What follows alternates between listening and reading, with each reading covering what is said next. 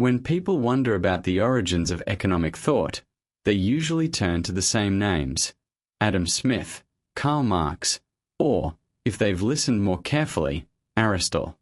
The story told in schools often begins there. But there's a truth hidden outside this narrative, a truth rarely mentioned. A truth hidden in the medieval world, a place Western history rarely chooses to teach. Nearly 1,000 years ago, before capitalism even existed, before the concept of central banks was known, a Muslim scholar issued a warning that still resonates with us during every major financial crisis. That scholar said that when money loses its moral compass, societies begin to rot from within. Looking at the world we live in today, one inevitably wonders, perhaps he knew us much better than we think. Welcome to this narrative where money, power, and history intersect. And let's say from the outset, nothing here is as simple as it seems. To understand al-Ghazali, one of the most influential thinkers of the Islamic Golden Age, you need to visualize a world that is both familiar and foreign. The year is around 1100. Europe is fragmented, impoverished, and still struggling to emerge from the ruins of the early Middle Ages. In contrast, the Islamic world stretches from Andalusia to Persia and beyond. Cities are rich, populous, and highly sophisticated.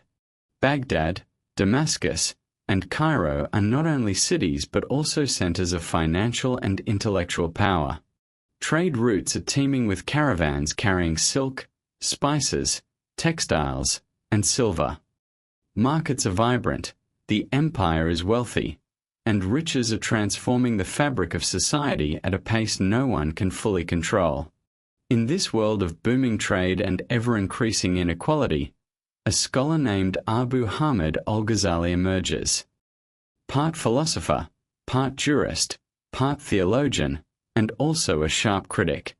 You could think of him as a thinker who could explain, without hesitation, both the purpose of the soul and why the monetary system exists. Born in Iran in 1058, al-Ghazali quickly rose to prominence in intellectual circles. By his mid-30s, he held one of the most prestigious teaching positions in the Islamic world. For many, this would have been a pinnacle to reach. But what distinguished al-Ghazali was not this position. What truly set him apart was his courage to question the existing order. Because when he looked around, he saw that wealth was rapidly increasing, markets were growing, but at the same time, something was amiss. He was faced with a society overly focused on money, but slowly losing its sense of meaning. From the outside, there was a thriving, growing economy. From the inside, however, there was a structure silently decaying. You don't need to think too hard to draw parallels with today. Al-Ghazali began to openly ask a question that most people hesitated to ask. What happens if a civilization becomes richer faster than it becomes wiser? In pursuing this question, he turned his attention directly to money itself. This is what most surprised Western audiences. Because al-Ghazali was not merely a religious thinker. He was one of the first philosophers to address money from its moral and systemic aspects. Aristotle viewed money as a practical tool, while later economists explained it through mathematical models. Al-Ghazali, however, examined the psychological and spiritual effects of money on society. He looked at how money shapes human behavior, incentives, trust, and ultimately the fate of societies. To understand his economic ideas, it is necessary to first grasp how he defined money.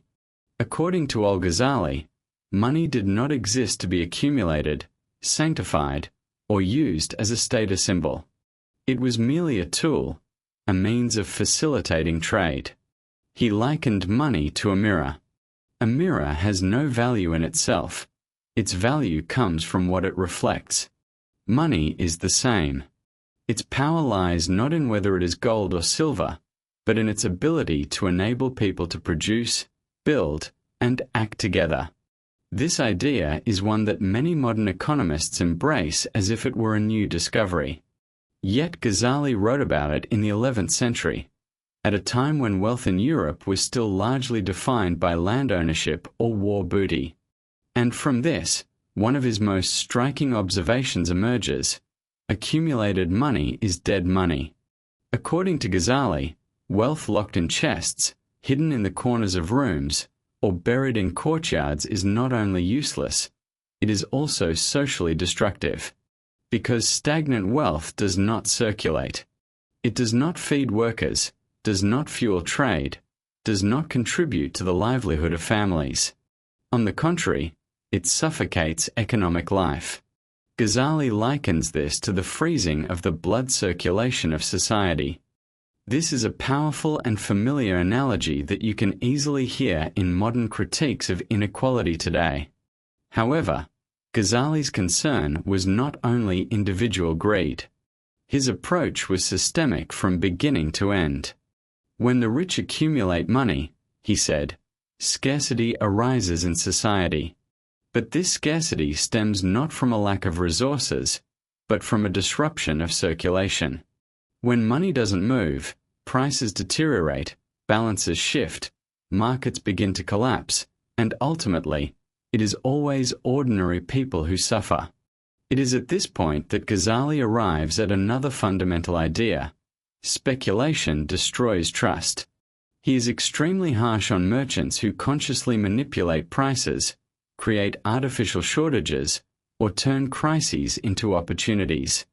According to him, speculation is not a clever business move, but a moral corruption that seeks to gain profit without contributing. In his own words, those who profit from the suffering of others profit from corruption. And corruption, according to him, is highly contagious. Once normalized, it poisons first the markets, then the institutions, and finally the entire society. If these lines remind you of modern financial bubbles, usury, or those who get rich during times of crisis, don't be surprised. Because yes, he was talking about exactly that, just about 900 years ago. Nevertheless, Ghazali was not an enemy of profit. He was not against the business world. He was not calling on people to withdraw to monasteries or to take vows of poverty. He believed in commerce. He considered markets natural and necessary. He even argued that wealth earned honestly could be meaningful and honorable. His target was dishonest commerce, cheating, lying, inaccurate weighing, concealing defects, and manipulating information. Because, according to him, markets only function when people trust each other. When trust is broken, the economy collapses with it. In this respect, Ghazali defined concepts that we call transaction costs, information asymmetry, and moral hazard today, even before these terms existed. Another important emphasis of Ghazali was the value of labor.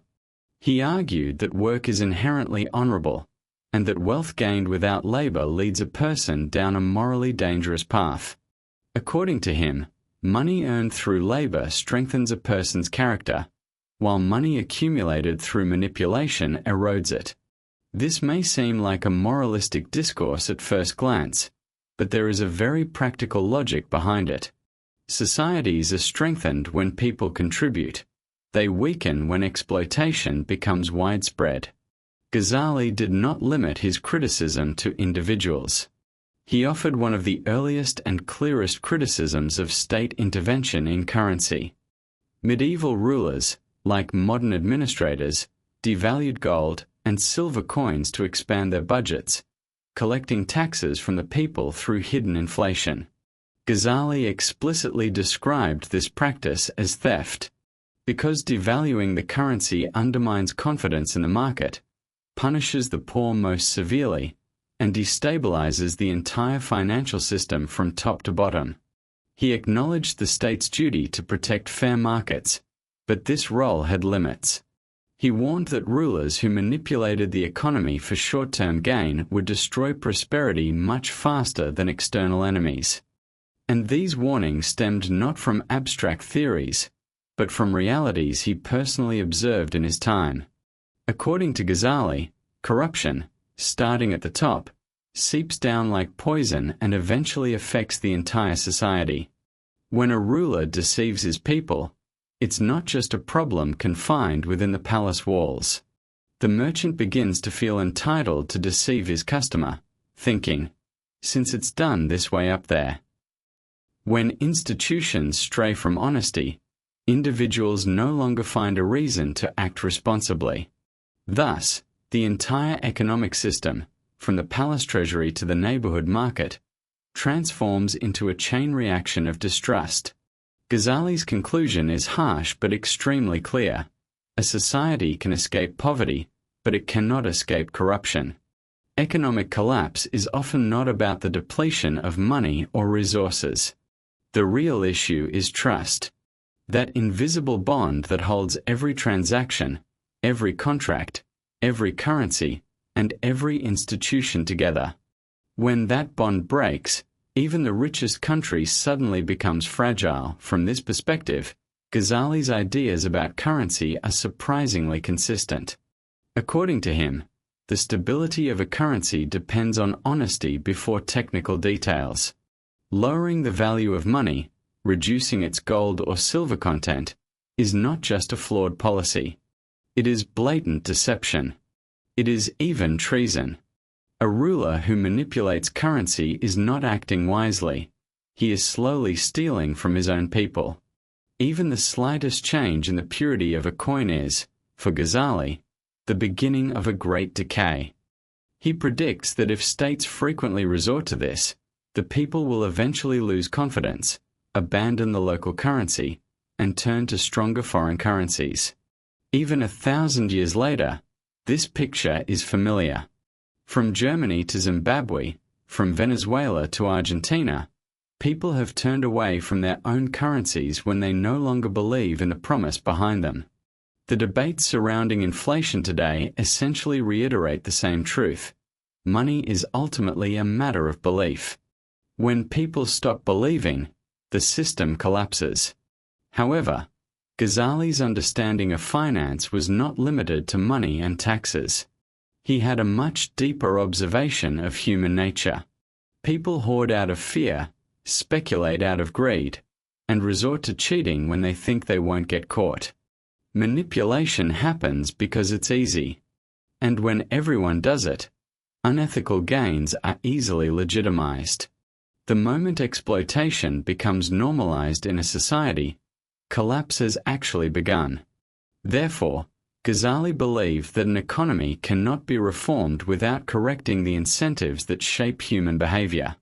Laws and markets are important, but behind them are people who make decisions driven by fear, desire, and greed. If the system doesn't channel these emotions into honest and productive behavior, the economy will self-destruct. This is why he placed so much importance on the moral dimension of wealth. For him, wealth detached from responsibility was not only a moral risk but also a social threat. Wealth itself wasn't inherently bad, it was simply directionless. Societies were strengthened when people contributed more than they received. The desire to accumulate gained meaning when balanced with the responsibility to contribute.